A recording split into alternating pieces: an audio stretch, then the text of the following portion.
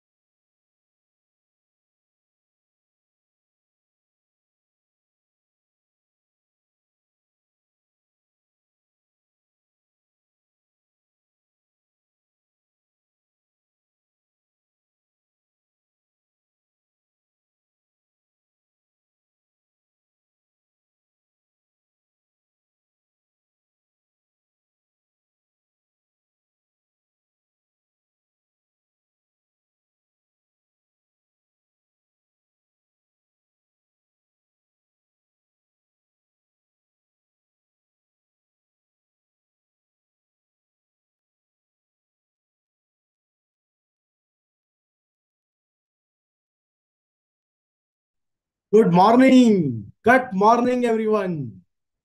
How are you? कैसे हैं आप सब लोग?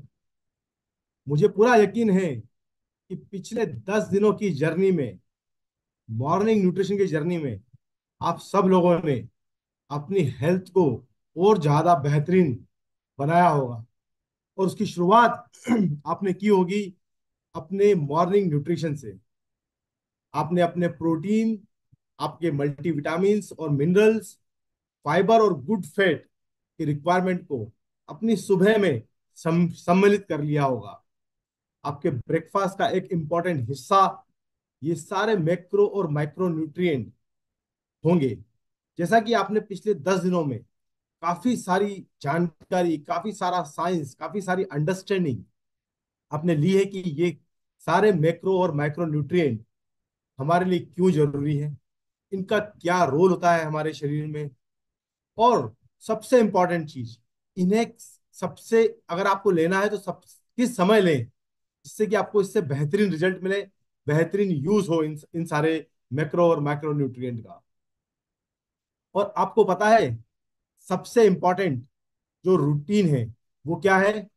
आपका सुबह उठना और सुबह उठ के खाली पेट पानी को पीना, राइट। और जब आप सुबह उठ के पानी पीते हैं तो मैंने अपनी लाइफस्टाइल में, क्योंकि कैसे मैं अपने पानी को भी न्यूट्रिशियस बनाऊं, उसका मैंने अपना एक प्रोसेस इजाद किया हुआ है। तो मैं अपना जो वाटर है, जो फर्स्ट मॉर्निंग वाटर है, उसके अंदर अपने फाइबर को, न्यूट्रलाइट फाइबर को ऐड करके रखता हूँ। सो दैट कि जैसे ही मैं सुबह उठूं मैं सबसे पहले वो पानी पीऊं जो कि ऑलरेडी न्यूट्रिशियस हो चुका है विद द फाइबर। और आपने ये भी देखा जब हमारे सेशंस हुए फाइबर के ऊपर, कार्बोहाइड्रेट में, कि कैसे फाइबर का एक बहुत इंपॉर्टेंट रोल है आपकी गट के हेल्थ को, गट के बैक्टीरिया को हेल्दी बनाने में। क्योंकि फाइबर क्या है? आपके गट के बैक्टीरिया का खाना है। तो बिफोर, जिससे पहले कि मैं अपने आप को कुछ और दूं, मैं इंश्योर करता हूं कि मेरे गट के बैक्टीरियाज को उनका खाना मिल जाए। और उसके बाद ऑफ कोर्स मेरी जो रूटीन है वो शुरू होता है प्रोटीन से, डेली मल्टीविटामिन मल्टी मिनरल से, और हेल्दी फैट ओमेगा के साथ। तो मैं आपसे पानी के ऊपर क्यों चर्चा कर रहा हूं? क्योंकि आज का जो टॉपिक आने वाला है वो उसी इंपॉर्टेंट न्यूट्रिएंट का हिस्सा होने वाला है जो कि हाइड्रेशन है। पर बिफोर हम उस टॉपिक पर जाएं, I would like to invite doctor Shyam Ramakrishnan on the stage. Doctor Shyam Ramakrishnan जो है वो डायरेक्टर हैं इनोवेशन एंड साइंस के, इंडिया और साउथ ईस्ट एशिया के। डॉक्टर श्याम की पीएचडी है टेक्सास यूनिवर्सिटी से, और उन्होंने अपना पोस्ट डॉक्टरल फेलोशिप किया हुआ है हार्वर्ड मेडिकल स्कूल से। और रोज सुबह आकर वो हमें इतने शानदार टिप्स देते हैं जिसके लिए कि मुझे लगता है, आई एम श्योर कि हम सब लोग अ, बिल्कुल ईगरली वेट कर रहे होते हैं कि आज क्या नया नॉलेज मिलने वाला है। तो मैं उस नॉलेज के लिए डॉक्टर श्याम को इनवाइट करूंगा। Doctor Shyam, over to you. Thank you Arjun and नमस्कार, गुड मॉर्निंग सबको मेरे तरफ से। अर्जुन, आपके हैबिट सुनकर मैं तो बहुत खुश हो गया। मुझे पता था कि आपका हैबिट्स, मुझे मुझे ये नहीं पता था कि आप फाइबर पानी में डालकर पीते हैं। That's a great idea. मैं तो वो तो शुरू करने वाले अभी। तो मेरा हैबिट्स है सिर्फ गर्म पानी पीना। वो है मेरा फर्स्ट स्टेप। पर लेकिन आपका हैबिट बहुत शानदार है। बहुत पसंद लगा मुझे। थैंक यू अर्जुन जी, आपका इंट्रोडक्शन से। आप माय आज आज है एक वेरी इंपॉर्टेंट टॉपिक, हाइड्रेशन। और हमारे साथ है विवेक पराशर, जो हमें आज हाइड्रेशन के बारे में बताएंगे। लेकिन जरा इंट्रोडक्शन कर दो विवेक का। विवेक है इनोवेशन साइंस के लीडर, एनालिटिकल एनालिटिकल लीडर है। वो कहीं तरह वो बहुत एक्सपीरियंस्ड है फूड टेक्नोलॉजी, फूड एनालिसिस में, सप्लीमेंट एनालिसिस में। और उनके ग्रुप गुड़गांव में है। और उनको सब सब चीज की पता है, क्वालिटी के बारे में, क्वालिटी कैसे करना है और रिसर्च करने कैसे करना है। सो मैं तो बहुत खुश हूँ कि वो आज हमारे साथ है। और उनका कुछ कुछ का प्रेरणा है कि मैं कैसे मेरा हेल्थ सुधारूँ। तो मैं बहुत खुश हुआ कि वो आज हमारे साथ है हाइड्रेशन के बारे में बात करने। तो लेकिन विवेक आने से पहले मेरा आज का एक एक फेवरेट टॉपिक है। मैं इसके बारे में बहुत दिन से सोच रहा था, मैं कैसे बताऊँ आपको इसके इसके बारे में, क्योंकि हम हर हर हर दिन हमारे दिनचर्या के बारे में बात कर रहे हैं। इसका मतलब है कि हम सुबह क्या करते हैं, कब तक खाने हैं, लेकिन हमने कभी बिल्कुल डीप से एक चीज नहीं डिस्कस किया। वो है नींद या स्लीप। हम सब सोते हैं। वो सोने का हमारा हमारा हैबिट्स है, लेकिन वो इम्प्रूव कर सकते हैं। वो है मेरा आज का सोच। तो मैंने क्या किया, मैंने जरा रिसर्च किया उसके बारे में। और मुझे क्योंकि स्लीप कितना इम्पोर्टेंट, क्योंकि वो हमारे क्रोनोबायोलॉजी के ऊपर बहुत संबंध, गहरा संबंध है, उनका रिलेशनशिप बहुत स्ट्रांग है। क्योंकि हम उठते हैं और हमारे सर्काडियन रिदम शुरू होते हैं वहाँ हमारे ब्रेन के। और वहाँ से हमारे दिन के पूरे हार्मोन सब शुरू होते हैं। फिर रात को मेलाटोनिन होते हैं और हमें नींद आती है, राइट। तो हमें हमें नींद डिस्टर्ब करने के लिए बहुत चीज है। क्या सब है, हमारा टीवी है, बच्चे हैं, और फिर हमारे फोन्स है। सब हमें नींद से हमारे नींद चुराते हैं, राइट। तो उससे बचने के लिए हम तो स्मार्ट बनना पड़ेगा। लेकिन जरा रूल्स है स्लीप के लिए। मैंने इसके बारे में रिसर्च भी किया, बहुत सारे स्टडीज है स्लीप के ऊपर। तो क्वालिटी स्लीप के प्रोफाउंड इम्पैक्ट पर बात करेंगे। तो पहले रूल है कंसिस्टेंसी। अच्छी नींद एक वाइब्रेंट हेल्थी लाइफ की फाउंडेशन है। तो रिसर्च कहती है कि सही मात्रा में नींद हमारे वेल बीइंग को ट्रांसफॉर्म कर सकते हैं। ओके। पहला रूल है कंसिस्टेंसी। इसका मतलब क्या है, स्टडीज दिखाते हैं कि जो लोग रेगुलर बेड टाइम मेंटेन करते हैं उनकी हेल्थ बेहतर होती है। अभी हम कभी 10 बजे सोते हैं, हम कभी 9 बजे सोते हैं, हम कभी 11 बजे सोते हैं। तो ये स्टडी दिखाते हैं कि अगर आपके बेड टाइम रेगुलर होते हैं, आपका बॉडी, आपका सर्काडियन रिदम बहुत खुश होगा, राइट। क्योंकि ये स्टडीज क्या बताते हैं कि अगर इरेगुलर स्लीप पैटर्न है, हमारा स्लीप पैटर्न हर वक्त हर दिन चेंज होते जा रहे हैं। ये एक एक दो दिन का बात नहीं है, हर हर दिन कुछ ना कुछ रीजन कारण से आज 10 बजे, 6 बजे, 7 बजे, 8 बजे क्या। तो ये इरेगुलर स्लीप क्या है, एक है कि हमारे आर्टरीज जो है जहाँ ब्लड जाते हैं वो हार्ड होते हैं। तो और फिर कार्डियोवैस्कुलर डिसीज का आते हैं, प्रॉब्लम आते हैं, फिर मूड डिसऑर्डर्स का प्रॉब्लम आते हैं। ये सब उसका कारण बन सकती है। तो ये सब रिसर्च ने बताया है। तो तो एक एक बात है कि आप आपके बेड टाइम को फ्रीक्वेंटली शिफ्ट नहीं करना। सिर्फ वो हैबिट रखना कि हम अगर अगर 10 बजे सोते हैं तो हर दिन 10 बजे, 10, साढ़े 10 बजे वही है मेरा सोना है, राइट। तो ये कमिटमेंट करे कि हर रात सिमिलर अमाउंट ऑफ रेस्ट ले। फिर दूसरी बात यह है कि आपके स्लीप एनवायरनमेंट बहुत सारे सारे चीज होते हैं। आपका कितना साउंड आते हैं बाहर से, और फिर डार्कनेस, आपका कर्टन्स टाइट है ताकि बाहर से लाइट ना आए। लेकिन एक चीज बहुत महत्वपूर्ण है, आपका बेड। आपका बेड कैसे है, आपके आपके आप कैसे सो बेड का कितने पुराने हैं, कितना नए हैं, वो है इम्पोर्टेंट। तो एक स्टडी दिखाया था कि अगर आपके बेड मीडियम फर्म, मीनिंग ज्यादा हार्ड नहीं, ज्यादा सॉफ्ट भी नहीं, राइट।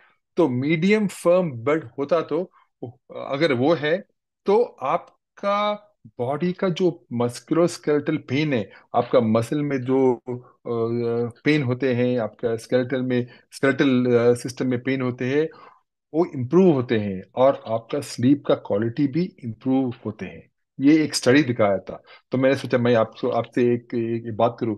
मुझे याद है कि 20 साल पहले या 25 साल पहले मेरे एक दोस्त एक चीज बोला मुझे, मुझे अभी भी याद है, क्योंकि आप आपकी जिंदगी दो चीज में बिताते हैं। एक है बेड, दूसरे है जूते। तो उसने बहुत सही बताया कि हम जिंदगी दो चीज में लेटे रहते हैं, एक है बेड और दूसरे हम चलते रहते हैं, जूते। तो वो दोनों चीज आप अच्छी तरह खरीदो, अच्छी क्वालिटी का खरीदो। ओके, तो वो है दूसरी चीज। तीसरे है रूल है टाइमिंग ऑफ मील्स। आपको पता है मील्स का टाइमिंग क्या है। तो अब क्या, और कब खाते हैं ये भी रोल प्ले करते हैं, इसके रोल भी प्ले करते हैं, राइट। तो बेड के जस्ट पहले खाना आपकी नींद डिस्टर्ब कर सकता है। तो अपना आखिरी मील बेड टाइम से कम, ओके, कम से कम 2 घंटे पहले लेने की कोशिश करें। वो है एक एक तीसरा रूल। फोर्थ रूल है, इंटरेस्टिंग रूल है कि कार्बोहाइड्रेट्स आपका डाइट भी बहुत इन्फ्लुएंस करते हैं। और एक एक एक एक 27 स्टडीज, ऑलमोस्ट 20 स्टडीज की ज्यादा स्टडीज दिखाया है कि अच्छी तरह कार्बोहाइड्रेट्स मीन्स कि उसका मतलब क्या होता है कि कॉम्प्लेक्स कार्बोहाइड्रेट्स हो वो आपके नींद को बहुत अच्छी तरह इम्प्रूव करते हैं। तो कार्बोहाइड्रेट का बहुत इंपॉर्टेंट रोल है। आपने सुना होगा 2 दिन पहले कार्बोहाइड्रेट्स एंड फाइबर, उसमें फाइबर है बहुत इंपॉर्टेंट। तो आ, तो फिर मेरा लास्ट एक पॉइंट है। मैं तो बहुत टाइम ले लिया आज। एक पॉइंट है क्योंकि ये पॉइंट बहुत इंपॉर्टेंट है, आपकी उम्र का लंबाई, लॉन्जिविटी, राइट। अभी रिसेंट रिसर्च कहती है कि आपकी स्लीप क्वालिटी आपके जीने की उम्र का एक स्ट्रॉन्ग प्रिडिक्टर है। वो बताते हैं कि आपकी क्वालिटी अच्छी नहीं है, आपकी उम्र ज्यादा नहीं है। आपकी क्वालिटी अच्छी है, आपकी उम्र ज्यादा होगा। साइंटिस्ट ने 1 लाख से ज्यादा 170,000 से ज्यादा लोगों का डेटा रिव्यू किया ताकि समझ सके कि आपके स्लीप बिहेवियर्स और हैबिट्स, सिर्फ कितना सोए नहीं, वो नहीं, आपके स्लीप बिहेवियर्स और हैबिट्स आपके हेल्थ, डिसीज रिस्क और लॉन्जिविटी को कैसे अफेक्ट करते हैं, राइट। जो लोग अच्छे स्लीपर्स थे उन्होंने 5 साल ज्यादा जिया।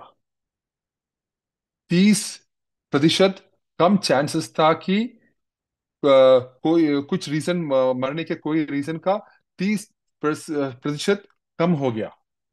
और ऑलमोस्ट 20% उनका कम था कार्डियोवैस्कुलर डिसीज के। और फिर 20% कम था उनके कैंसर से मरने के लिए। देखो, ये है स्लीप का इतना इंपॉर्टेंट इम्पैक्ट, राइट। तो मैं ये मेरा सोच खत्म करूंगा आज। इन कंक्लूजन सिर्फ मेरा यही है कि रेगुलर स्लीप पैटर्न्स को प्रायोरिटाइज करें, एक अच्छी मैट्रेस में इन्वेस्ट करें, मील टाइम पर ध्यान दें और एक हेल्थी डाइट मेंटेन करें। बस यही था मेरा सोच, टीम। चलिए मिलेंगे अब हमारे प्यारे विवेक से। Vivek, stage is yours. Thank you doctor Shyam. And thank you. Good morning आप सभी को। शुभ प्रभात, नमस्ते। डॉक्टर श्याम, आपकी की हुई सारी बातें मॉर्निंग न्यूट्रिशन को साथ लेते हुए अपनी हेल्थ एंड वेलबींग को बेहतर बनाने के हर दिन बताए हुए नुस्खे हम सभी की बहुत मदद करते हैं। Really thank you for all your research और अपने नॉलेज को हम सभी के साथ शेयर करने के लिए। आज मैं आप सभी के साथ एक ऐसे विषय को लेकर आया हूँ जिससे आप फेमिलियर तो बहुत हैं, बट शायद उसकी छोटी छोटी बारीकियों को हम जान के भी नजरअंदाज करते हैं। ये विषय है हाइड्रेशन। मुझे अलाउ किया मेरी शेयर करने के लिए कि मैं आपके विजुअल्स के लिए एक प्रेजेंटेशंस भी शेयर कर पाऊँ। Give me a minute.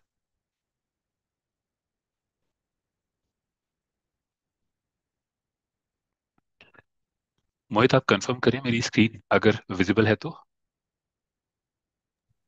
ये या, थैंक यू। यस। तो पिछले कुछ दिनों से आप लोग लगातार सर्कैडियन रिदम और क्रोनोबायोलॉजी, क्रोनो न्यूट्रिशन के बारे में पढ़ रहे हैं।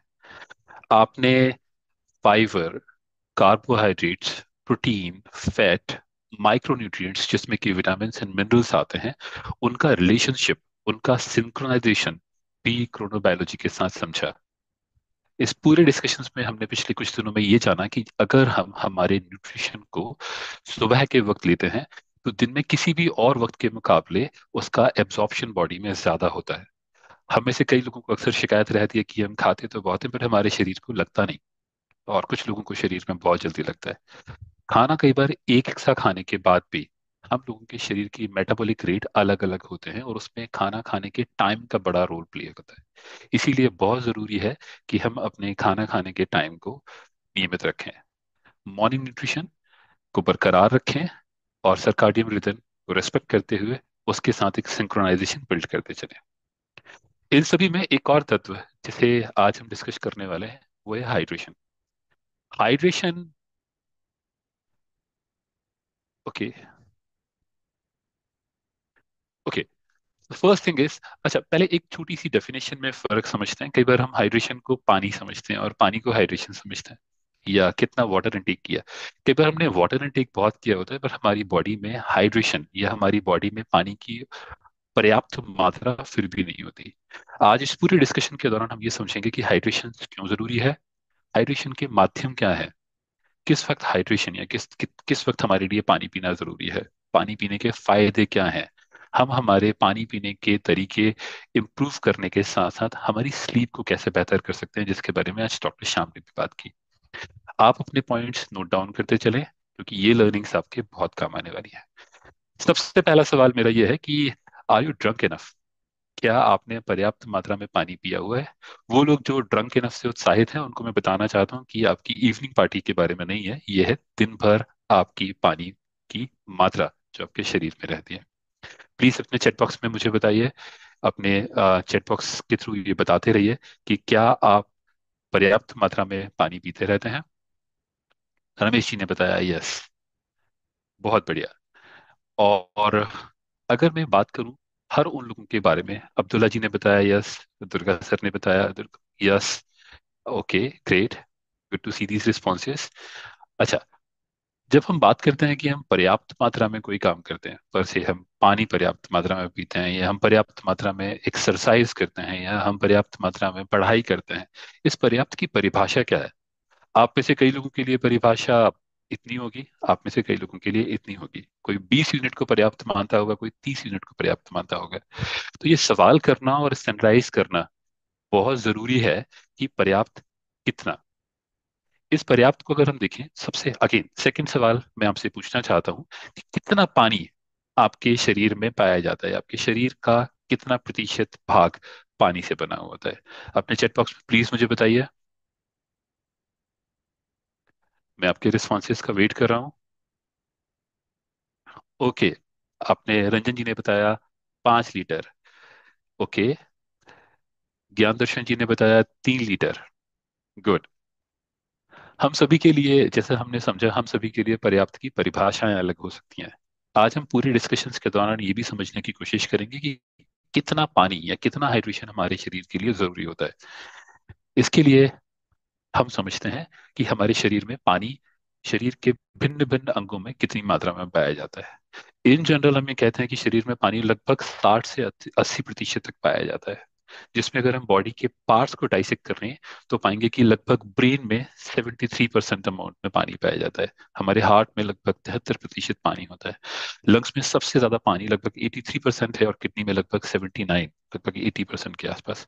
हमारा शरीर जिसमें मसल्स एंड बोन्स हैं उनमें पाए जाने वाले पानी की मात्रा लगभग 80% और लगभग 20 से 30% है। हमारी स्किन जो कि हमारी बॉडी का अपर सरफेस बनाता है उसमें भी लगभग 64 से 65% पानी है।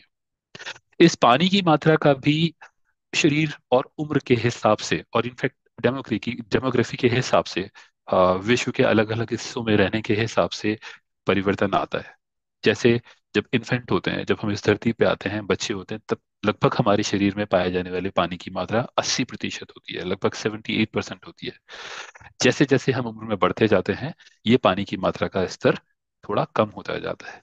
इसके मूलतः 2 रीजन है, या कह सकते हैं 3 रीजन। जैसे हमारी बॉडी में बड़े होने के साथ बोन्स डेवलपमेंट ज्यादा होता है, मसल मास में भी कमी आती है। जब मसल मास में कमी आएगी तो मसल में हमने क्या देखा, लगभग 80% पानी पाया जाता है। अगर मसल मास कम होगा तो वाटर क्वांटिटी कम होती जाएगी।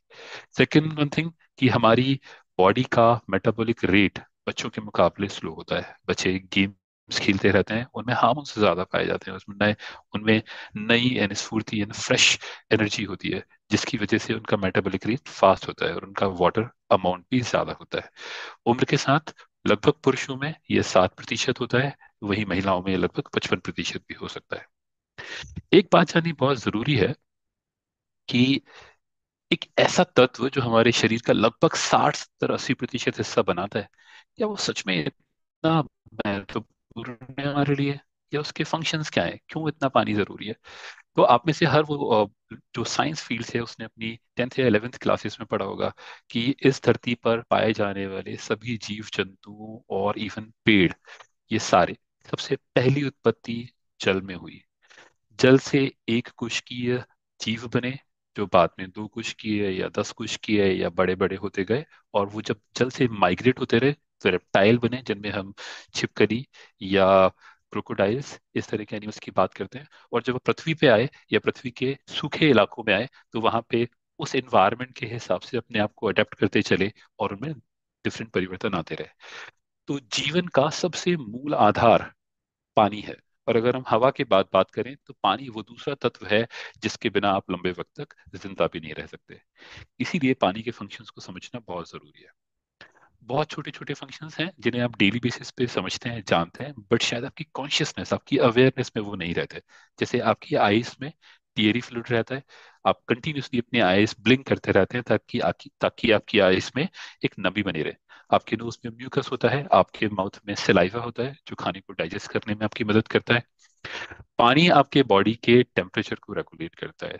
आपने सुना होगा कि जब पसीना आता है तो पसीने से एक्सोथर्मिक रिएक्शन होती है, और ये एक्सोथर्मिक रिएक्शन क्या करती है, आपकी हीट को एमिट करती है, शरीर से बाहर निकालती है। और जब ये शरीर से आपकी हीट को बाहर निकालती है तो आपकी बॉडी कूल डाउन होती है। पानी हीट को अब्सॉर्ब करता है, तो अगर ज्यादा हीट होती है तो पानी आपके शरीर के अंदर हीट को अब्सॉर्ब करता है और इस तरह से टेम्परेचर को रेगुलेट करता है। आपने जो भी खाया, हम अभी बात कर रहे थे कि हम जो भी तत्व खाते हैं क्या वो हमारे शरीर को सच में लगते हैं, उनका ट्रांसपोर्टेशन कैसे होता है? आपने खाना खाया, स्टमक में गया, स्टमक में वो डाइजेस्ट हुआ, डाइजेस्ट होकर उसमें से जब वो इंटेस्टाइन में जाता है वहां से न्यूट्रिएंट्स इंटेस्टाइन के थ्रू एब्सॉर्ब होने लगे और ब्लड में आते हैं। ब्लड में लगभग 60% पानी पाया जाता है। ब्लड का सबसे मेजर एक कंस्टिट्यूएंट जो है वो पानी होता है। और इसी ब्लड के थ्रू आपके सारे न्यूट्रिएंट्स स्टमक या इंटेस्टाइन से सेल या सेल वॉल तक ट्रेवल करते हैं। इसीलिए इनके एब्जॉर्प्शन के लिए भी पानी का बहुत रोल है। अगर आप अर्ली मॉर्निंग में, अर्जुन ने जैसे बताया, फाइबर वैसे भी गट के लिए ठीक होता है, डॉक्टर श्याम ने बताया गर्म पानी पीते हैं, अगर आप पानी पीते हैं तो आपको कॉन्स्टिपेशन की बीमारी नहीं होगी, वो शिकायत आपकी हमेशा के लिए दूर हो जाएगी। 2 वजह से, एक तो ये इंटेस्टाइन को फ्लश करने का काम करता है, क्लीन करने का काम करता है।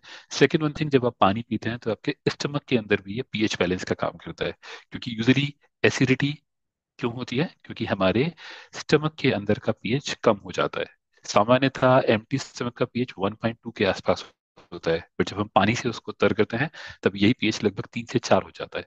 जितना न्यूट्रल साइड पीएच होगा उतना ही हम बेहतर महसूस करेंगे, उतनी ही हमें कॉन्स्टिपेशन की शिकायत कम होगी। हमारे जितने भी जोड़ हैं, घुटने के जोड़ हैं या खून की जोड़ हैं, हम कई बार अपने बुजुर्गों से सुनते हैं कि मुझे बात की बीमारी हो गई है, मेरे घुटनों में दर्द होता है। अगर आप एक अर्ली एज से, अपनी छोटी उम्र से ही अगर पानी का सेवन सही समय पे और सही मात्रा में करते रहेंगे तो 2 जॉइंट्स के बीच में पाया जाने वाला फ्लूइड, जिसको साइनोवियल फ्लूइड बोलते हैं, उसकी भरपूर मात्रा बनी रहेगी और दोनों जॉइंट्स के बीच में फ्रिक्शन कम होगा। फ्रिक्शन कम होगा तो उनमें पेन नहीं होगा, आपको आर्थराइटिस की शिकायत नहीं होगी, और आप लंबे वक्त तक चल पाएंगे और हेल्दी रहेंगे। कई और सारे यहाँ पे हमने फंक्शंस लिखे हुए हैं, जिनमें एक और बड़ा फंक्शन है, वो है हार्मोन्स एंड न्यूरोट्रांसमिशंस। हार्मोन्स जो कि लिक्विड्स होते हैं, ये भी पानी से बने होते हैं। यही हार्मोन्स आपके बॉडी की हर एक एक्टिविटी को रेगुलेट करते हैं।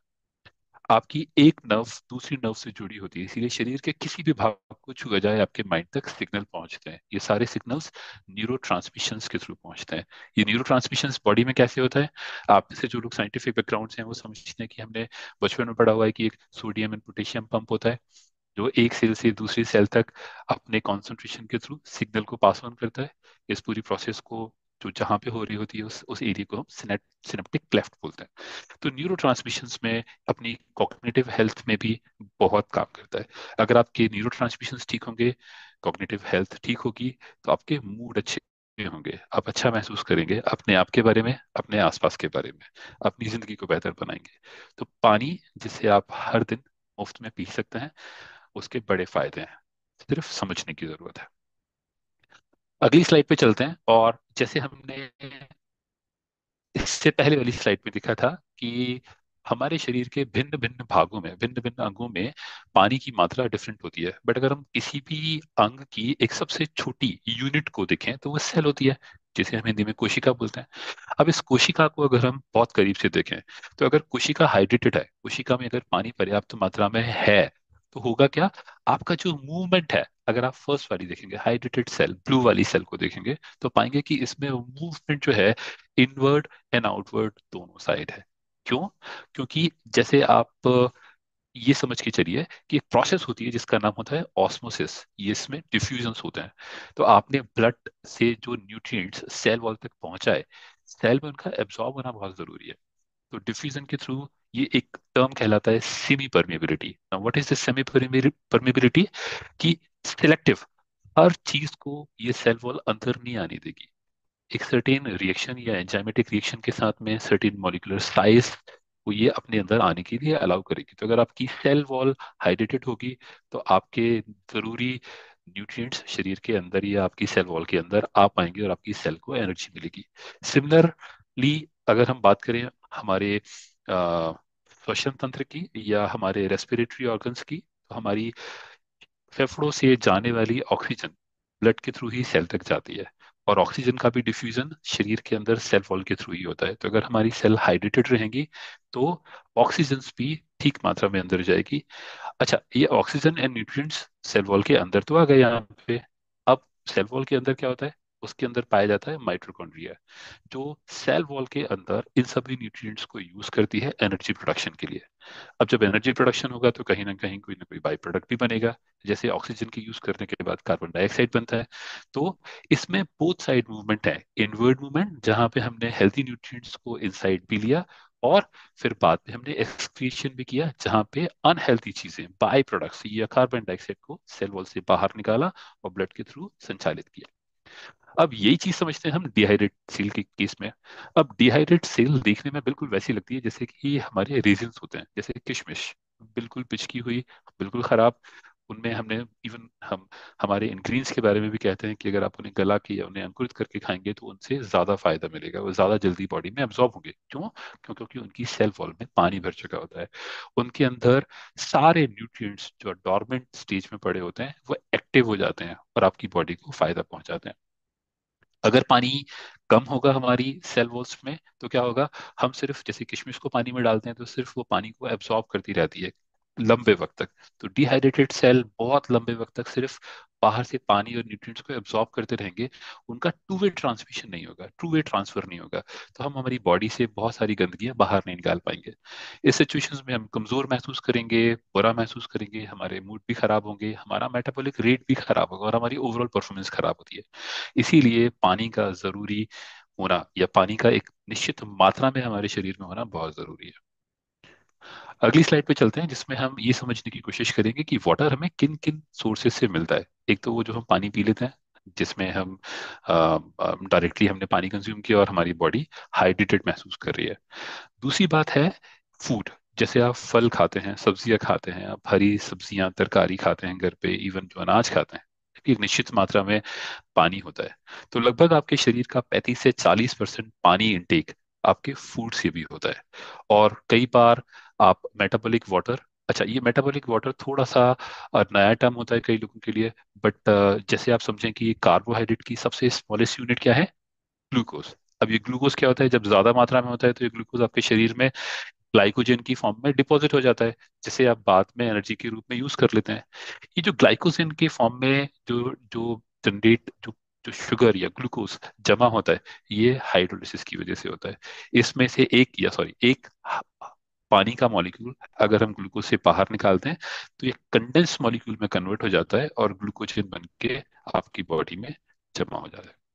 तो इस तरह की मेटाबॉलिक रिएक्शंस के थ्रू भी थोड़ा सा पानी जनरेट होता है, जो होता है बहुत कम क्वांटिटी में। जैसे हमने यहाँ पे अगर देखा तो लगभग 5 से 10% पानी। तो इस तरह से ये हमने एक जनरल फिगर बताने की कोशिश की है कि पानी का इंटेक या हाइड्रेशन आपकी बॉडी कहाँ कहाँ से रिसीव करती है। बट जिस तरह से शरीर शरीर एक ऐसी मशीनरी है, दुनिया की सबसे कॉम्प्लेक्स और सबसे सुंदर मशीनरी है जो भगवान ने बनाई है। जितना हम इंटेक कर रहे होते हैं उतना ही हम बाहर एक्सक्रिएट भी कर रहे होते हैं। तो पानी का बहुत बड़ा अमाउंट, हम लगभग 60 से 70% भाग पानी का यूरिन के थ्रू बाहर निकालते हैं। हमारे स्टूल में भी लगभग हम 2 से 3% पानी बाहर निकालते हैं। उसके अलावा हम पसीने के रूप में पानी बाहर निकालते हैं। तो शरीर में जितना पानी आ रहा होता है उतना ही पानी लगभग लगभग बाहर जा रहा होता है। यही वजह है कि जब पानी का यूटिलाइजेशन हमारे शरीर में जिस तरह से होता है, पानी का लॉस हमारे शरीर से जिस तरह से होता है, इसी वजह से हमें प्यास भी लगती है ना। एक बड़ी मजेदार बात है प्यास को लेके।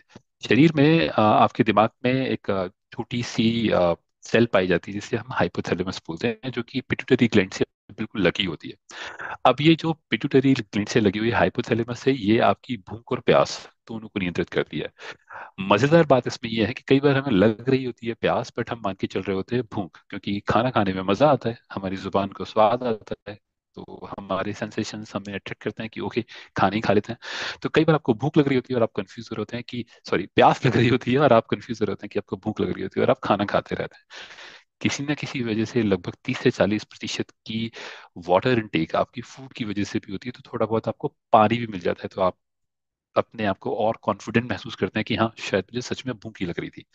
ये कन्फ्यूजन्स के कंसिक्वेंसेस बहुत खराब हैं, इनके परिणाम बड़े खराब हैं। जैसे आप, एक तो डिहाइड्रेशन आपको होने लगेगा। अगर आपको डिहाइड्रेशन होने लगेगा तो आप जो खाना खाएंगे, खाना खाने से मिलने वाले पानी के साथ साथ आप कैलोरी इंटेक बहुत कर लेंगे। अगर आपका कैलोरी इंटेक ज्यादा होगा तो आप वेट गेन भी करेंगे। आप अपने ब्रेन सिग्नल्स को मैनिपुलेट करना शुरू कर देंगे, क्योंकि आपका ब्रेन आपको सिग्नल दे रहा होगा पानी के, और आप खा रहे होंगे खाना। इसीलिए बहुत जरूरी है कि हम माइंडफुल रहें, हम अपने बॉडी सिग्नल्स को ठीक से रीड कर पाएं। हम सबका कॉन्शियस होना बहुत जरूरी है। हम जितने कॉन्शियस होंगे अपने शरीर को, अपनी भावनाओं को, अपने मन को, अपने विचारों को और अपने एनवायरनमेंट को जितना बेहतर समझेंगे, हम उतनी बेहतर जिंदगी गुजारेंगे। एक और भी प्रॉब्लम है आजकल मॉडर्न लाइफस्टाइल में, हम अक्सर मंचिंग करते रहते हैं, जहां हमने चिप्स, बिस्किट्स, कुकीज, छोटा मोटा कुछ ना कुछ खाते रहते हैं।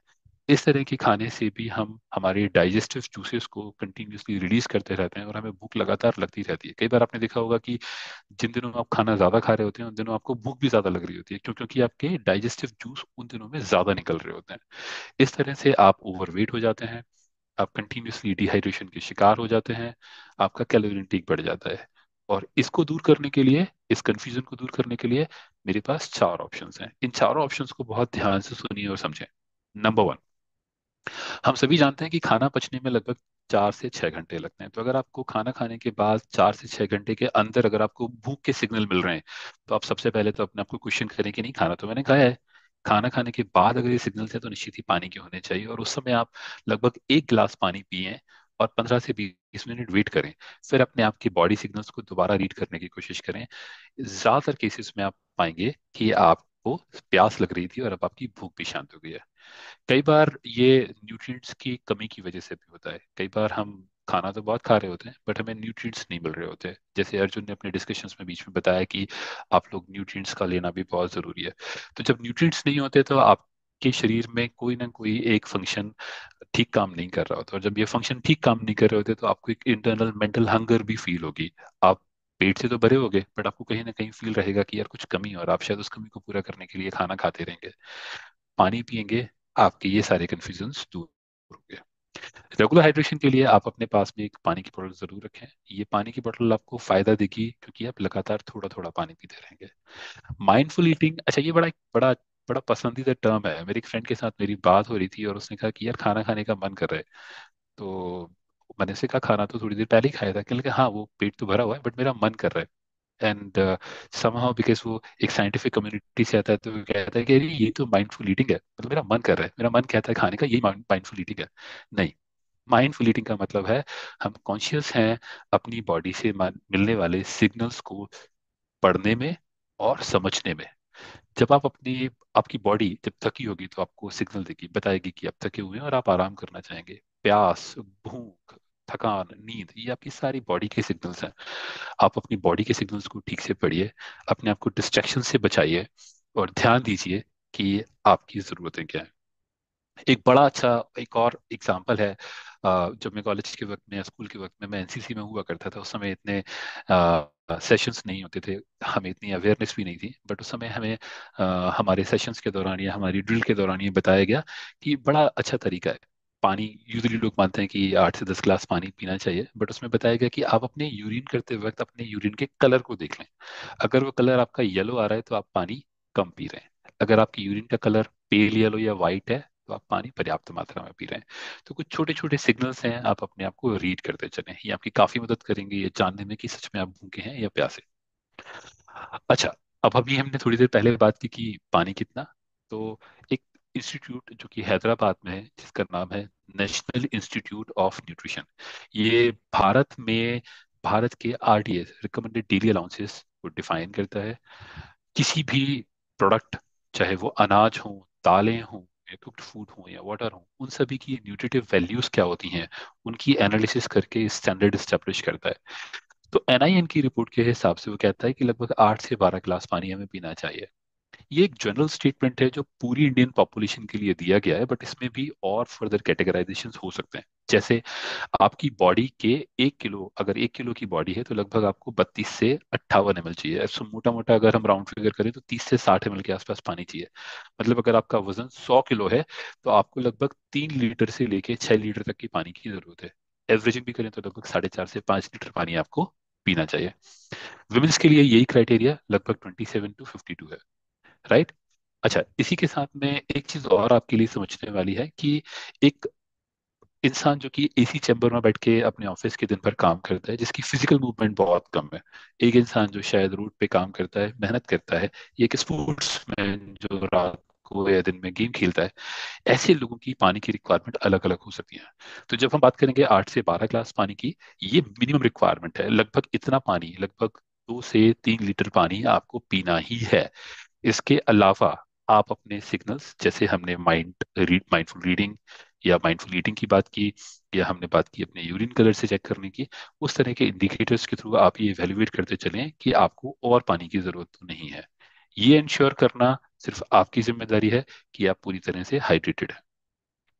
अपने पानी को कुछ दिन पहले फिर अर्जुन की बात मुझे याद आई। अर्जुन ने अपने शुरुआती इंट्रोडक्शन टाइम पे कहा था कि हमें हमारे पानी को खाने की तरह खाना चाहिए।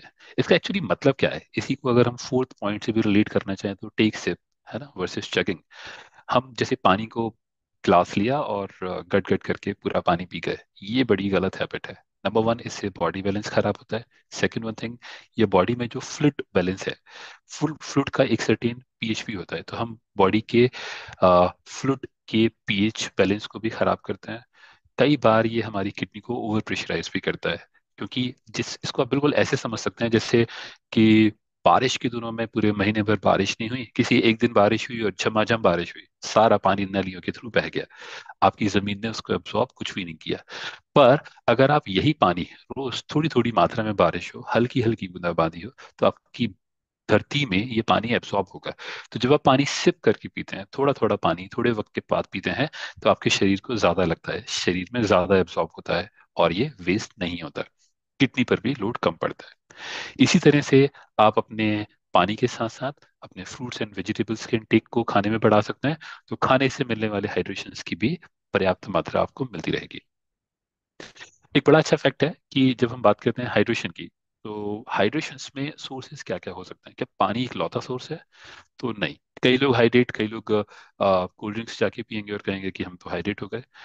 मेरे फ्रेंड ने बड़ी अच्छी बात बोली, वो बोला कि मैं छोटे छोटे पैक बनाता हूँ, उसमें अल्कोहल कम होता है तो मेरा पानी इंटेक बढ़ जाता है। No, all these things are not good. ये सारे हमें बहाने अपने आप से दूर करने होंगे। हमें समझना होगा कि अल्कोहल आपको डिहाइड्रेट करता है, ना कि हाइड्रेट।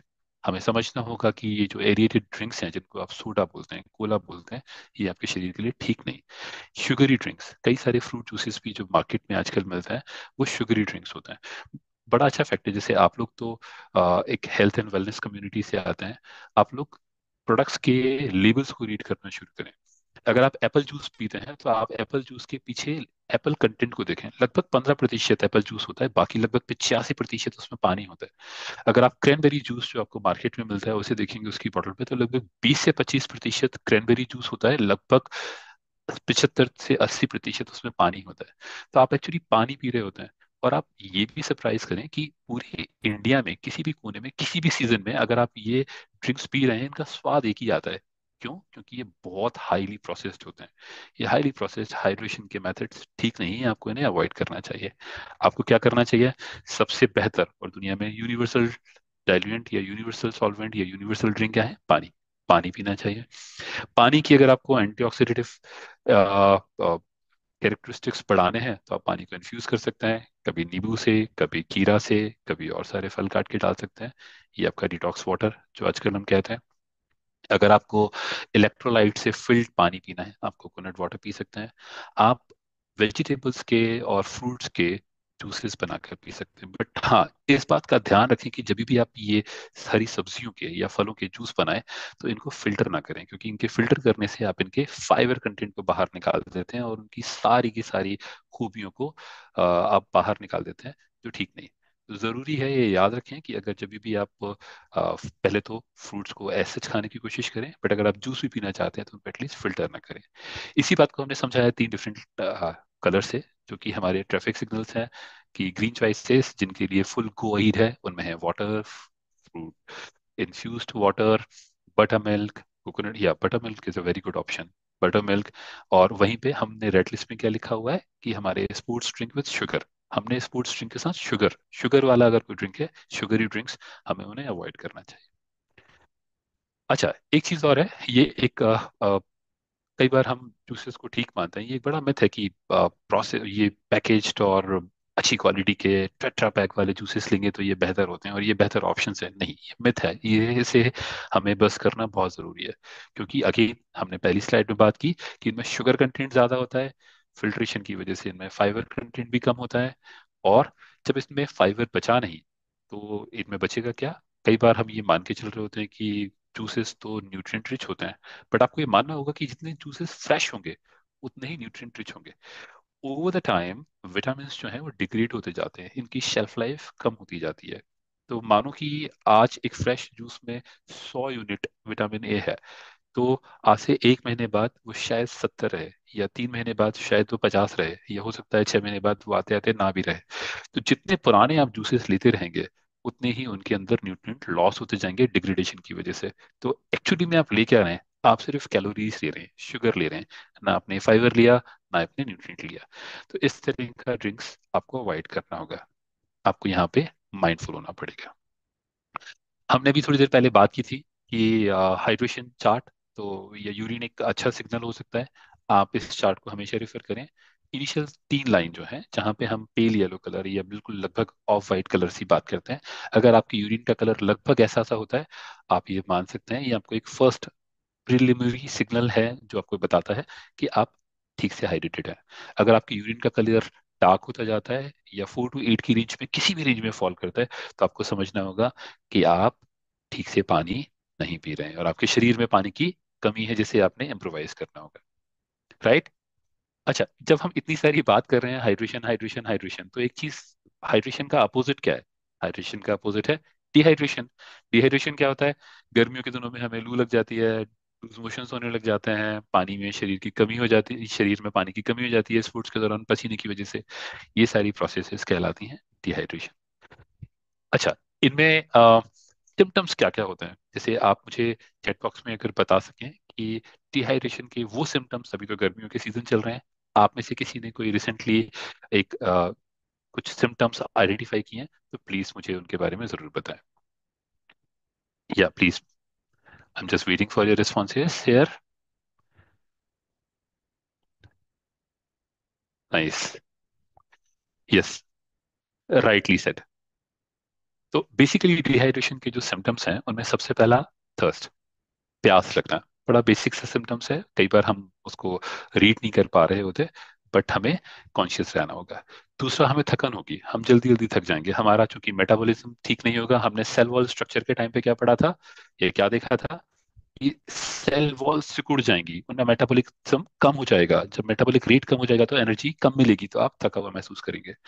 अगर आपकी सेल वो सिकुड़ने लगेंगी तो क्या होंगे, मसल क्रैम्प्स आने शुरू होंगे, आपको बीच बीच में मसल क्रैम्प्स आएंगे और आप परेशान रहेंगे। आपका यूरिन कॉन्सेंट्रेशन हाई हो जाएगा, आपको हीट स्ट्रोक, इन दिनों गर्मियों में अगर आप कहीं पे भी बाहर जाएंगे तो आपको हीट स्ट्रोक ज्यादा लगेंगे। आपको जब इतना सब कुछ हो रहा होगा तो निश्चित ही आप इरिटेट भी होंगे। आपकी ब्लड में सोडियम एंड पोटेशियम या बाकी सारे न्यूट्रिएंट्स का कंसंट्रेशन हाई हो जाएगा, जिससे आप ओवरवेल्म्ड महसूस करेंगे। और ओवरवेल्म महसूस करने की वजह से आप इमोशनली अनस्टेबल महसूस करेंगे, आपको हेडेक भी होगा। क्योंकि जब ब्लड गाढ़ा होता जाएगा तो आपका हृदय को धड़कने के लिए या ब्लड को शरीर के भिन्न भिन्न भागों तक पहुंचाने के लिए मेहनत ज्यादा करनी होगी, तो आपका हार्ट रेट भी बढ़ जाएगा, आपकी स्किन ड्राई होगी और आपकी आंखों में ब्लीचिंग होगी। ये सारे सिम्टम्स हैं। अच्छा, एक चीज हमें समझनी होगी, कोई भी इवेंट हो जाने के बाद हमें सिम्टम्स दिखाई देते हैं, क्या हमें सिम्टम्स तक का वेट करना चाहिए, या हमारे पास पहले से कुछ ऐसे इंडिकेटर्स होने चाहिए जो किसी इवेंट होने के पहले या इवेंट होने के वक्त पे हमें बता दें या हमें अलर्ट कर दें। तो अब हम बात करेंगे इंडिकेटर्स की। ये इंडिकेटर्स सिम्टम्स भी हैं, और अगर हम अर्ली स्टेज में इन्हें रीड कर पाते हैं तो ये हमारे इंडिकेटर्स हैं। पहला इंडिकेटर क्या है, थर्स्ट, प्यास, है ना। ये भी एक बड़ा तथ्य है कि जब तक आपको प्यास लगती है तब तक लगभग आप अपने बॉडी वेट का 2% फ्लूइड ऑलरेडी खो चुके होते हैं, तभी आपको प्यास लग रही होती है। आपके शरीर में हाइपोथैलेमस के पास जो पिट्यूटरी ग्लैंड है, वो एक डायूरेटिक, एंटी डायूरेटिक हार्मोन या एक लिक्विड सिक्रीट करती है, जो आपको बताती है, जो आपकी प्यास को रेगुलेट करती है, ये बताती है कि आप प्यासे हैं। बट ये एटीएच रिलीज कब होता है, जब बॉडी में ऑलरेडी पानी लॉस होना शुरू हो चुका होता है। तो आपने बहुत जरूरी है इस बात को समझना कि ये इंडिकेटर्स एंड सिम्टम्स आपको बहुत लेट बताते हैं। इंडिकेटर्स फिर भी काफी अर्ली ऑन, अगर हम कंपेरिजन करें सिम्टम से, तो काफी अर्ली ऑन आपको अवेयर करते हैं। आपको हल्की सी थकान और पसीना ये आपको अवेयर करते हैं, आपको जगाते हैं कि आपके शरीर में पानी की कमी हो रही है, आप इस पानी की कमी की पूर्ति को जल्दी से जल्दी पूरा करें। अच्छा, हाँ, अब तक हमने बात की कि पानी हमें क्यों जरूरी है, हाइड्रेशन और पानी में क्या रिलेशन है। हमने सेल वॉल का स्ट्रक्चर देखा, पानी के भिन्न भिन्न भागों में वाटर कंटेंट कितना होता है वो देखा। हमारे सोर्सेस क्या हो सकते हैं, कहाँ से हम अपने आप को हाइड्रेट कर सकते हैं, डिहाइड्रेशन क्या होता है, डिहाइड्रेशन के नुकसान क्या होते हैं। बट अब तक हमने शायद ये नहीं पढ़ा कि पानी को, when do you think we should drink water. इसका भी आप मुझे उत्तर प्लीज बताइए। क्या हमें सुबह पानी पीना चाहिए, या दोपहर में पानी पीना चाहिए, शाम को पानी पीना चाहिए, या रात में पानी पीना चाहिए। प्लीज जल्दी जल्दी अपने चैट बॉक्स में कमेंट करके मुझे बताइए कि आपको दिन के किस वक्त में ये पानी ज्यादा पीना चाहिए। लेट मी चेक हेयर के।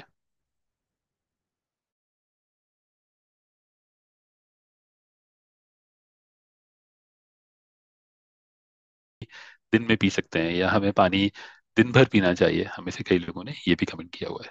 राइट। तो बहुत जरूरी है कि हम दिन भर ही पानी से अपने आप को हाइड्रेटेड रखें। बट अगर हम पानी सुबह पीते हैं, इसका की जिक्र हमारे आयुर्वेदा में भी किया है, इसे हम उषा पान बोलते हैं। उषा मीन्स जब दिन की पहली किरण या सूर्य की सुबह सुबह जो पहली किरण आती है उनको हम उषा बोलते हैं। पान मीन्स जल पान, जल का पान, पान मीन्स खाना। तो जब हम सुबह पहली किरण के साथ पानी पीते हैं तो उसके कई सारे फायदे हैं। इसीलिए ये बताया गया है कि खाना खाने के लगभग 30 मिनट पहले ये, और खाना खाने के बाद लगभग 1 घंटे बाद तक हमें पानी नहीं पीना चाहिए, और हमारा पहला पानी जो है सुबह पीना चाहिए। जब हम सुबह सुबह पानी पीते हैं तो ये हमारी पूरी रात भर के जमा हुए टॉक्सिन्स हमारी शरीर से बाहर निकालने में मदद करता है, हमारी डाइजेशन को इम्प्रूव करता है, हमारी सेल वॉल को एनरिच करता है और मेटाबॉलिज्म को फास्ट करता है, जिससे हमारे शरीर में हमें एनर्जेटिक महसूस होता है और हमारे दिन की शुरुआत पूरे जोश खरोश के साथ होती है। इसी तथ्य को अगर हम बात समझना चाहें, यही तीनों बातें यहाँ पे अलग अलग तरह से लिखी हुई हैं, जिनमें हम बात करते हैं कि जैसे इंसान के शरीर में बेसिकली हम मानते हैं कि 5 तत्व होते हैं, या जैसे अग्नि, वायु, धरती, आकाश। ये जो सारे तत्व हैं, इन्हीं तत्वों के कॉम्बिनेशन से बनता है वत पित्त एंड काफ। वत, वात, पित्त एंड कफा। कफा मीन्स म्यूकस, कफा बॉडी के लिक्विड्स जो होते हैं, जो कि जल और धरती के कॉम्बिनेशन से बनते हैं। पित्त जो कि अग्नि एंड वायु के कॉम्बिनेशन से बनता है।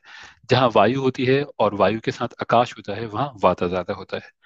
आपने सुना होगा कि बुजुर्गों में एक शिकायत, अगेन हमने पहले भी बात की थी, कि बुजुर्गों में जॉइंट्स में पेन होने लगता है, उनकी बॉडी में मसल्स पेन ज्यादा होता है, और तो कहते हैं कि वो बाय आ गई, तो लगभग उनके शरीर में वायु की अधिकता हो गई है।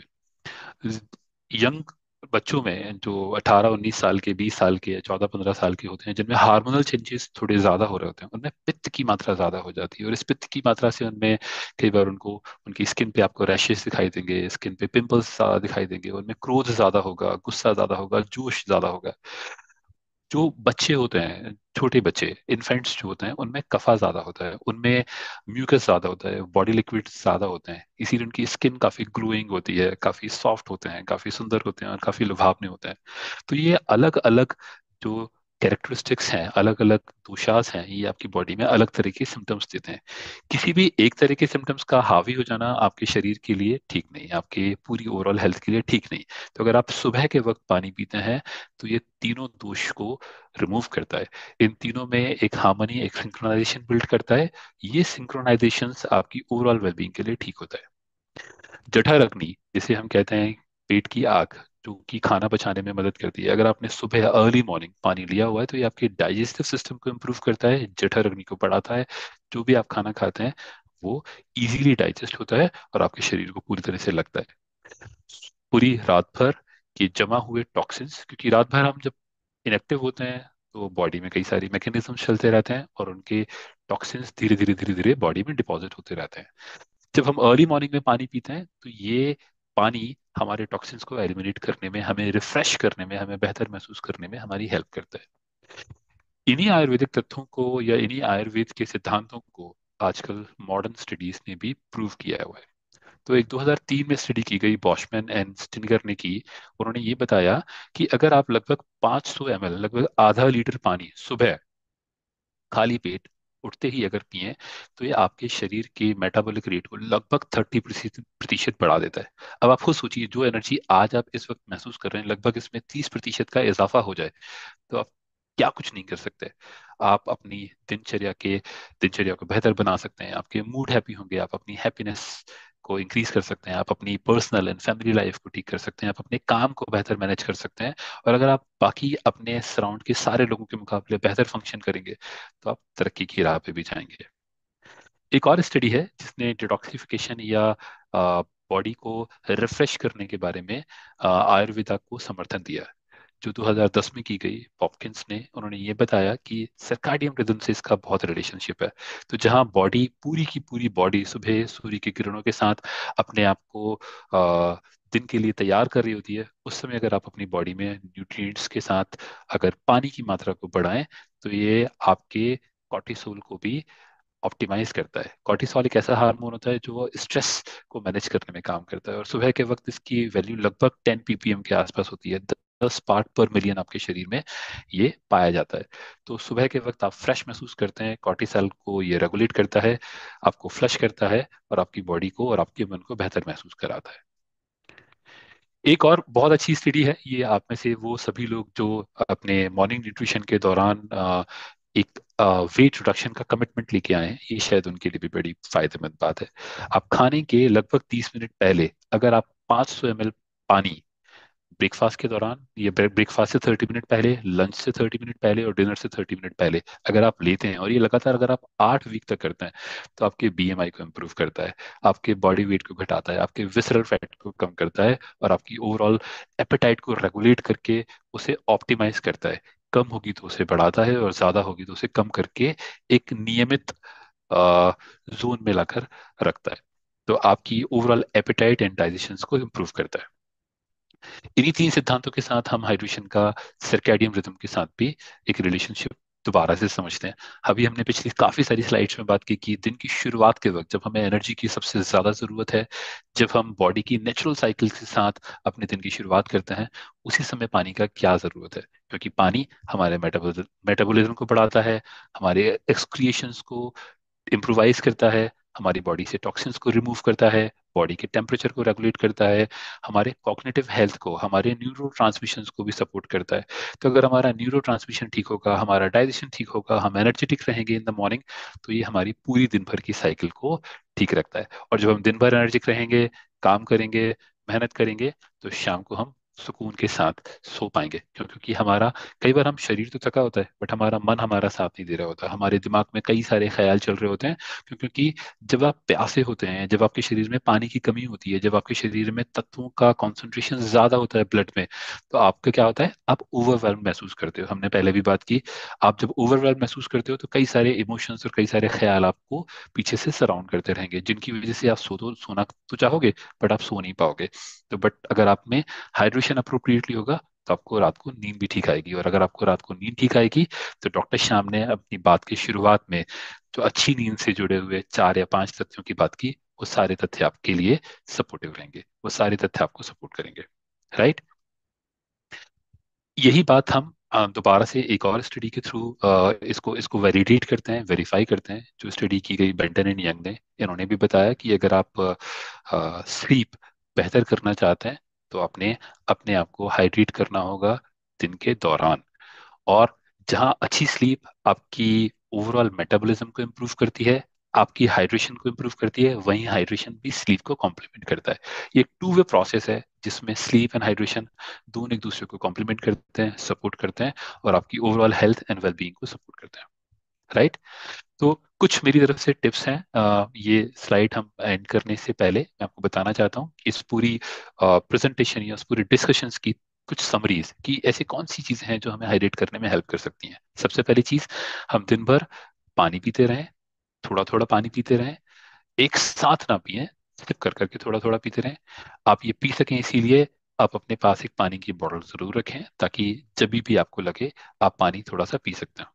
आप पानी के साथ साथ healthy options like fruit juices with fibre, उनसे फाइबर ना निकला हो, या मिल्क या बटर मिल्क, इस तरह के, या फ्रूट्स, ये भी आप यूज कर सकते हैं अपने आप को हाइड्रेटेड रखने के लिए। राइट। आप खाने के साथ में, आप खाना खाने के एटलीस्ट 30 मिनट पहले से पानी पीना बंद कर दें, और खाना खाने के बाद लगभग 1 घंटे बाद तक आप पानी ना पिए। और आप अपनी यूरिन और उसके कलर को धीरे धीरे लगातार दिन के दौरान चेक करते रहें। अच्छा, अब मेरी कुछ कुछ मेरी भी आपसे उम्मीद है। मैं इस पूरे डिस्कशंस के बाद ये चाहता हूं कि आप मुझे एटलीस्ट एक या दो ऐसे की टेक अवेज बताएं, जिन्हें आज से आप अपनी जिंदगी में शामिल करेंगे, आज से आप अपनी जिंदगी में उन्हें अपना लेंगे। प्लीज चैट बॉक्स में आप अपनी साइड से मुझे लिख के बताइए कि ऐसे क्या की टेक अवेज हैं जो आप अपनी जिंदगी में आज से पूरी तरह से फॉलो करेंगे। या प्लीज, मैं वेट कर रहा हूँ आपके कमेंट्स का। राइट। मैं भी आपकी हेल्प करता हूँ इसमें। तो कुछ मैंने आपके लिए 5 की टेक अवे पॉइंट्स लिखे हुए हैं। Water reading, right, Badri ji ने लिखा है water reading. Okay, Pankaj ji लिखते हैं drink sip sip, sip by sip. Okay, Arun ji लिखते हैं taking water throughout the day. Ankit ji लिखते हैं regular drinking water. Okay, Santoshi ji लिखते हैं कि मॉर्निंग में लगभग 500 ml पानी। वेरी गुड, वेरी नाइस, बहुत अच्छे कमेंट्स हैं। मेरी तरफ से ये 5 की टेक अवे पॉइंट्स हैं जिन्हें आप नोट कर सकते हैं। जैसे सबसे पहली चीज, आप अपने दिन की शुरुआत पानी से करें। आप अपने पानी के रेगुलर इंटेक को बनाए रखने के लिए पानी की बोतल अपने साथ रखें, और दिन में सिप सिप करके, एक सिप बाई सिप, थोड़ा थोड़ा पानी पीते रहें। खाना खाने के 30 मिनट और 1 आवर के बीच में वो पानी का गैप रखें। शुगरी ड्रिंक्स, एल्कोहल्स और प्रोसेस्ड लिक्विड्स को आप अवॉइड करें। और आप अपने पानी को खाने की तरह, जैसे खाने में आप पूरा आराम से चबा चबा कर आधे घंटे सुकून से खाना खाते हैं, वैसे ही आप पानी को भी बिल्कुल स्वाद ले लेके पिए। सच में, अगर आप पानी को आराम से सिप बाई सिप पियेंगे, आंख बंद करके महसूस करके देखें, पानी में आपको बड़ा स्वाद आएगा। तो आप अपने पानी को लगभग खाने की तरह इस्तेमाल करें। इसी के साथ आज के दिन की ये एक बहुत, इस सेशन के अंत में एक बहुत अच्छी प्रैक्टिस जो फॉलो की जाती है, जिसमें हम हर दिन एक नई आदत सीखते हैं। आदतें हमारे लाइफ की डेली मैकेनिज्म को ऑटोमेट करती हैं। ये ऑटोमेशन हमें बहुत सपोर्ट करता है। तो अभी आपके लिए मेरी साइड से ये तीन आदतें हैं जो मैं आपको बताना चाहता हूँ। जैसे start and finish your day with a glass of water. आप रात में भी पानी पिएं और दिन में सुबह की शुरुआत आप पानी से करें। ये एक नई आदत जो आपने बिल्ड करनी है। दूसरी आदत आपने करनी है माइंडफुल हाइड्रेशन। आप कॉन्शियस रहें, अवेयर रहें। आप अपने शरीर के और अपने मन के और मस्तिष्क के सिग्नल्स को रीड करते चलें। तीसरी बात कि आप अपने पानी की क्वांटिटी कितनी कंज्यूम कर रहे हैं उसका एक ट्रैक रिकॉर्ड बना के जरूर रखें। इसी के साथ में हम हमारे शाइन मंत्रास को एक बार फिर से रिव्यू करते हैं। हमारे शाइन मंत्रास क्या कहते हैं? हमारा शाइन मंत्र कहता है start every day with gratitude and optimism. आप इस धरती पे हैं, ईश्वर का शुक्रिया अदा करें, अपने पूर्वजों का, अपने गुरुओं का, अपने कुल का, इस ब्रह्मांड का, पंच तत्वों का, सूर्य का, अग्नि का, अपने भोजन का, सबका शुक्रिया अदा करें। भगवान से कहें कि ये जिंदगी देने के लिए मैं आपका शुक्रगुजार हूँ। आप अपने आप का ध्यान रखने के लिए, अपने परिवार के लिए, अपने समाज के लिए और देश के कल्याण के लिए अपने आप को बेहतर न्यूट्रिशन दें। आप एक इंटेंशंस जो आज के आपके ऑब्जेक्टिव्स हैं, आज के आपके मकसद हैं, उनको क्लियरली डिफाइन करें। अगर आप विजुलाइज कर सकते हैं आंख बंद करके तो करें। आप ये भी देखने की कोशिश करें कि आप उनको कैसे एग्जीक्यूट करेंगे। अगर इसमें आपको शुरुआत में परेशानी होती है तो आप अपनी डायरी में भी ये पॉइंट्स कैप्चर कर सकते हैं। जो लोग मेडिटेट करते हैं उनके लिए बड़ा आसान है, वो अपने पूरे दिन को विजुलाइज करके, अपने आप को विजुलाइज करके ये देख सकते हैं, ये बता सकते हैं कि वो अपने दिन को कैसे गुजारने वाले हैं, और ये आपको बहुत हेल्प करता है। हर दिन एक नई चीज जरूर सीखें। आज आपने एक नई चीज सीखी हाइड्रेशन के बारे में, इसी तरह से हर दिन, चाहे आप पढ़ाई के थ्रू या लोगों से मिलकर या एक ऐसी कम्युनिटी जो अच्छे कामों में इन्वॉल्व है, उनकी बातों से, उनके साथ एक्सपीरियंस करके हर दिन जिंदगी में एक नई चीज जरूर सीखें। 30 मिनट जरूर अपने आप को बेहतर बनाने में लगाएं। और हर दिन एक्सरसाइज जरूर करें। पिछले कुछ दिनों में किसी ने बताया कि अगर हमारी आत्मा हमारा भगवान है तो शरीर हमारा मंदिर है, और हमारे मंदिर को बेहतर रखने के लिए हमें उसकी सफाई करनी बहुत जरूरी है। तो हर दिन लगभग 30 मिनट तक हम एक्सरसाइज जरूर करें। इसी के साथ मैं आज अब आपके सामने शेयर करूंगा रेसिपी ऑफ द डे। आज अच्छी अच्छी बात यह है कि आज हमारे पास एक रेसिपी नहीं है, आज हमारे पास दो दो रेसिपीज है। Just give me a moment.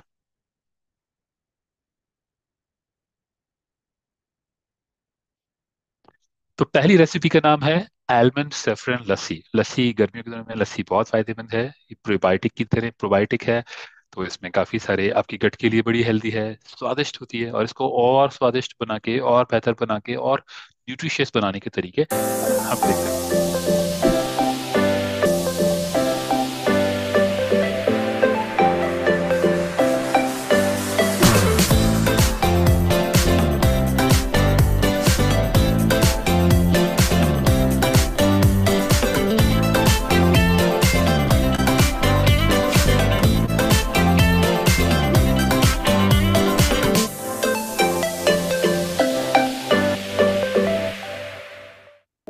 Here we go. Here we go. So lassi आपकी पहली ड्रिंक। और आज के लिए एक गुजराती डिश जिसमें कि न्यूट्रिशन का तड़का लगा हुआ है, जिसे हम थेपला बोलते हैं, जो कि आपके पराठे का बहुत बेहतर सब्स्टिट्यूट हो सकता है, वो रेसिपी देखेंगे। हियर वी गो।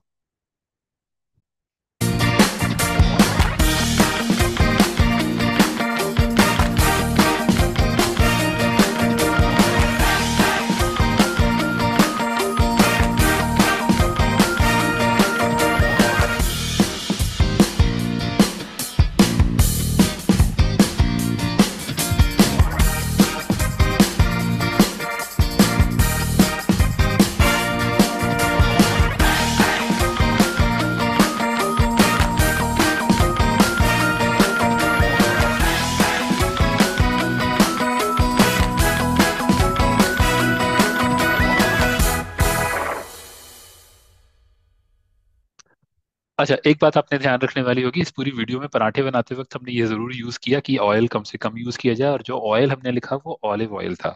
हम पिछले फैट वाले सेशन में पढ़ चुके हैं कि हमें सेचुरेटेड फैट से दूर रहना होगा, और अनसेचुरेटेड, मोनो अनसेचुरेटेड और पॉली अनसेचुरेटेड, मूफा और पूफा यूज करना होगा। तो हम ऐसे ऑयल को यूज करेंगे जिनमें मूफा और पूफा की वैल्यू ज्यादा हो, नोट करने वाली बात है। इसी के साथ में एक मीनल के लिए आई एम रियली ग्रेटफुल कि वो हर दिन आके अपनी एक्सरसाइज के कुछ टिप्स बताकर हमारी जिंदगी को बेहतर बनाने में हमारी मदद करती हैं। आज के उनके एक्सरसाइज सेशन को सुनते हैं और देखते हैं और इसे करते भी हैं। आप में से हर वो इंसान जो इस समय मीनल के साथ इस एक्टिविटी को रिपीट कर सकता है, प्लीज करने की कोशिश करें। Here we go. A very happy gut morning everyone. I hope you all are doing great. और आज हम सीखने वाले हैं बहुत ही अमेजिंग वर्कआउट जिसका नाम है wall sit. And as the name suggest, ये है एक वर्कआउट जो हम वॉल के साथ करने वाले हैं। तो लेट्स गेट स्टार्टेड। तो आइए समझते हैं movement of wall sit. And as the name suggest, wall sit is sitting with the support of the wall. और वो सभी लोग जिनको स्क्वाट्स करने में मुश्किल होती है और आज तक they are not able to get to the right format of squatting, wall sit is a great way to begin. So आज हम स्टार्ट करने वाले हैं वॉल सिट से। तो हमारा फॉर्मेट वही रहेगा, एथलेटिक। आपके फीट, आपके हिप्स, आपके शोल्डर्स, आप इनको अलाइंड रखेंगे। चाहे आप बैठेंगे भी तब भी आपके शोल्डर्स अलाइंड ही रहेंगे। Now the idea is that you are sitting with your back on the wall. अब इसमें बहुत सारे लोग ये गलती करते हैं कि वो वॉल को छोड़ देते हैं, सिर्फ हिप्स की सपोर्ट लगाते हैं, मतलब अपनी स्पाइन में आर्च कर देते हैं। आपको क्या करना है कि अपनी कोर को एंगेज करके रखना है। आपकी रीढ़ की हड्डी की एक एक वर्टिब्रे आपकी वॉल पे ही रहनी चाहिए। That's the correct way of doing a wall sit. And again, आपके जो नीज हैं वो आगे की तरफ पुश नहीं होंगे, अलाइंड रहेंगे आपके एंकल्स पे। और इनफैक्ट नीज आपके सॉफ्ट रहेंगे। इन सभी मूवमेंट्स में आपके मसल पे एक्शन रहता है, आपके जॉइंट्स हमेशा नाइस एंड सॉफ्ट रहते हैं। तो आप वॉल से कितना दूर होंगे ये इस बात पे डिपेंड करता है कि आपकी मसल, ये पूरे के पूरे क्वाड की लेंथ कितनी है, बिकॉज हम उसको परपेंडिकुलर ही रखेंगे। यहां से बैठ के देखेंगे कि आप कहां तक परपेंडिकुलर रह सकते हैं और फिर नीचे आएंगे पूरा, from the heel to the knee, from the knee to the hip, perpendicular to the wall. Core को एंगेज करते हुए पूरी की पूरी स्पाइन हमारी वॉल के साथ रहेगी। अपने हाथों को खोल भी सकते हैं अच्छे से, या अपने हाथों को अपने नीज पे भी रख सकते हैं। इनफैक्ट जब आप नीज पे रखते हैं तो आप बहुत ज्यादा इसको पकड़ने की कोशिश करते हैं, तो कोशिश कीजिएगा कि हाथों को ऊपर की तरफ खींच के रखेंगे। Again, full body strength workout. आपके काफ्स में भी बहुत अच्छा प्रेशर आ रहा है, क्वाड्स पे भी, हैमस्ट्रिंग्स पे भी, कोर पे भी। इनफैक्ट इस तरह से जैसे आपने हाथों को खोला है तो आपके शोल्डर्स के लिए भी बहुत इफेक्टिव है, आपके पोस्चर करेक्शन के लिए बहुत अमेजिंग मूव है। सो वो सभी लोग जो आगे की तरफ झुक जाते हैं अपने लैपटॉप्स पे या स्क्रीन्स पे, इस तरह की मूव से यू कैन अंडरस्टैंड कि आपका पोस्चर होना कैसे चाहिए। स्टार्ट करेंगे 30 सेकंड से। 30 सेकंड्स के लिए होल्ड कीजिए। धीरे धीरे अपने स्ट्रेंथ और स्टेमिना के अराउंड मूव करते हुए 1 मिनट, 1.5, 2 मिनट्स तक भी लेकर जा सकते हैं। और धीरे से जब आपको इस मूवमेंट से बाहर आना है, जंप करके नहीं आना है, जिस तरह से आए थे उसी तरह से हाथों का सपोर्ट लेते हुए वापस आ जाएंगे। अब ये जो वॉल सिट है ये खुद ही एक बहुत ही मॉडिफाइड वर्जन है, लेकिन फिर भी अगर आपको वॉल सिट का एक मॉडिफाइड वर्जन चाहिए तो आप क्या करेंगे, आप जो आपके पंजे हैं ना उनको थोड़ा सा पास रखेंगे और हिप्स के साथ पीछे की तरफ जाके थोड़ी मूवमेंट करेंगे ऊपर और नीचे की, जिससे आपकी जो हैमस्ट्रिंग्स है अगर ये टाइट है तो थोड़ी सी रिलीज हो जाती है। तो सिर्फ आप नीचे जाएंगे, वापस ऊपर आएंगे, नीचे जाएंगे, वापस ऊपर आएंगे, नीचे जाएंगे, वापस ऊपर आएंगे। जब आप इस मूवमेंट को कर रहे हैं, मेक श्योर कि जो आपकी कमर है वो स्ट्रेट लाइन में अलाइंड है, कोर टाइट है, काव्स में, हैमस्ट्रिंग्स में, हर जगह आप इसकी स्ट्रेच फील करेंगे। वापस ऊपर आएंगे, नीचे जाएंगे, वापस ऊपर आएंगे। कुछ दिन तक इसको करके देखिए। उसके बाद फिर जब आप नीचे जाएंगे यू विल फील कि आपके मसल्स सडनली ये सारा का सारा प्रेशर ले पा रहे हैं इजीली। एंड अगेन, आपको जरूरी नहीं है कि एकदम से 30 सेकंड से स्टार्ट करना है, 5-10 सेकंड से स्टार्ट कीजिए। कोर को खींच के रखिएगा, ये एक बेसिक टिप है। अगर ये खींचा हुआ अंदर की तरफ स्क्वीज नहीं है तो इस तरह से होल्ड करना बहुत मुश्किल हो सकता है। एंड यस, ट्राई टू सी आप इसको कितना लंबा होल्ड कर सकते हैं and challenge yourself every day. मतलब अगर किसी दिन आपने 30 सेकेंड होल्ड किया है, maybe after a week 1 minute and then after another week 1 minute 10 seconds 15 seconds, और इस तरह से अपनी स्ट्रेंथ और अपनी एंड्योरेंस को इंप्रूव करेंगे। तो कैसा लगा आपको हमारा ये अमेजिंग वर्कआउट, जिसके लिए आपको कोई इक्विपमेंट नहीं चाहिए, इनफैक्ट सिर्फ एक वॉल चाहिए और आप इसकी प्रैक्टिस डेली कर सकते हैं और अपनी पूरी बॉडी की स्ट्रेंथ इंक्रीज कर सकते हैं। So keep rocking everyone.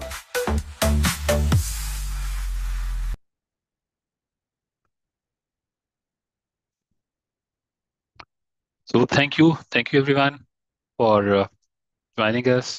आप सबका दिन शुभ हो। धन्यवाद।